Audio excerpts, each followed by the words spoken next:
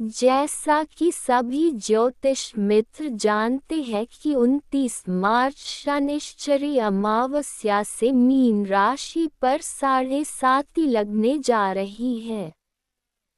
निश्चित है कि प्रत्येक व्यक्ति किसी न किसी प्रकार से प्रभावित होगा और उसका कुछ न कुछ प्रभाव जरूर दिखेगा, क्योंकि सभी व्यक्ति की कुंडली में 12 भाव स्थित हैं। इसमें कोई शंका नहीं है, क्योंकि कुंडली में शनि का प्रभाव सबसे ज्यादा आजीवन चलने वाली और शुभ अतिशुभ से लेकर अशुभ अति अशुभ तक परिणाम देने की क्षमता रखती है। इसमें कोई शंका नहीं है। अब इसी चर्चा को आगे बढ़ाते हुए, जैसा कि आप सभी को विदित है कि अभी तक कुंभ राशि पर 7.5 का पूर्ण प्रभाव था, जिसके कारण लोगों के पैसे कई काम अटके हुए थे, जिससे विशेषकर इन आखिरी 3 साल में बहुत कुछ कठिनाई का सामना किया। अब क्योंकि मीन राशि पर शनि अगले 7 साल तक विराजमान रहने वाले हैं, जिसके कारण सामान्यतः आप सभी की नींद उड़ी हुई होगी। यदि काल पुरुष की कुंडली से समझे तो शनि फिलहाल 29 मार्च 2025 से द्वादश भाव यानी व्यय या विदेश भाव में विराजमान होने जा रहे हैं, जिसका परिणाम सामान्यतः हम सभी यह निकाल सकते हैं कि इन 8 सालों में स्थानांतरण के साथ साथ बहुत ज्यादा कहीं न कहीं व्यय की स्थिति निर्मित होगी, यानी इन्वेस्टमेंट यानी खर्चा करवाएगा, वो भी लाभ के उद्देश्य से। साथ ही यह नींद का भी भाव है। नींद आदि में खलल आएगा, यानी इंसान संभव हो तो नींद में भी काम के बारे में सोचे। इन 8 सालों में व्यक्ति बहुत अधिक बोलेगा भी। यह फलित हुआ काल पुरुष की कुंडली से। लेकिन वास्तव में जब हम 7.5 के बारे में चर्चा करते हैं, तब हमें इस सूत्र को जरूरत याद रखना चाहिए, जिससे हम प्रत्येक 7.5 का खुद से अनुभव कर सके। आइए इसे बिंदुवार समझते हैं। एक पहले ये देखें कुंडली में शनि कौन से भाव में बैठा हुआ है। यह देखने के बाद 2 उस भाव में कौन कौन से नक्षत्र आ रहे हैं उसे नोट करें। 3 नक्षत्र के स्वामी को जाने, फिर इस 7.5 को 3 भागों में बांटे। 4 यानी प्रत्येक भाव 2.5 साल का रहेगा।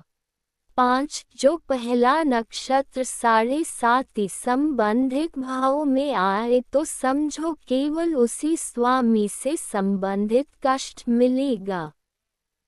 इसमें एक बात और याद रखें कि उस नक्षत्र का स्वामी किस भाव में बैठा है और उसकी स्थिति कैसी है, उसे भी समझना अत्यंत जरूरी है।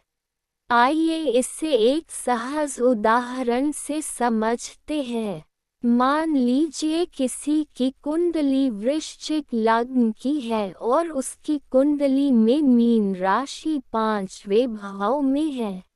तब इस स्थिति में आपको परिवार, धन संपत्ति, दिमाग में तकलीफ आदि समस्या देखने को जरूर मिलेगी। अब यहाँ देखते हैं मीन राशि में 3 नक्षत्र आते हैं, पूर्व भाद्रपद, उत्तरा भाद्रपद और तीसरा है रेवती। एक पूर्व भाद्रपद नक्षत्र का स्वामी देव गुरु बृहस्पति। 2 उत्तरा नक्षत्र भाद्रपद का स्वामी स्वयं शनि और 3 रेवती नक्षत्र का स्वामी है बुध ग्रह। अब मान लीजिए किसी की कुंडली में गुरु ग्रह 10वें भाव में बैठा है, तब ऐसे जातक का करियर में बदलाव आते रहेंगे। साथ ही पिता या घर के मुखिया से कुछ अनबन रह सकती है, लेकिन नुकसान नहीं देगा और यह घटना प्रारंभिक 7.5 यानी शुरुआती 2.5 साल में होने की पूर्ण संभावना है।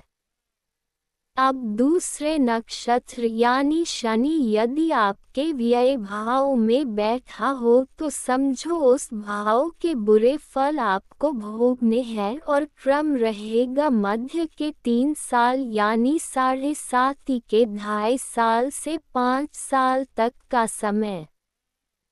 इसी प्रकार तीसरा नक्षत्र अपना प्रभाव देगा।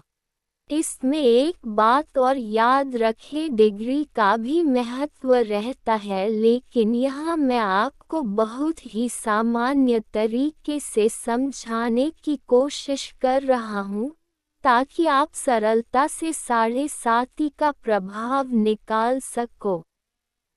इस प्रकार शनि की 7.5 का प्रभाव चलता है। उम्मीद करता हूँ आपको 7.5 का कैसा काल चक्र चलता है समझ आया होगा। जब आप इसे अपनी कुंडली में लगाएंगे तब सहज ही इसे समझ पाएंगे। तब तक मेरे चैनल के सभी वीडियो देखते रहिए, अनुभव करते हुए इसे सब्सक्राइब और शेयर दोनों करें ताकि लोगों को भी कुछ नई जानकारी मिलते रहे। आपका सहयोग मेरा उत्साहवर्धन होगा। नमस्कार। Folded hand.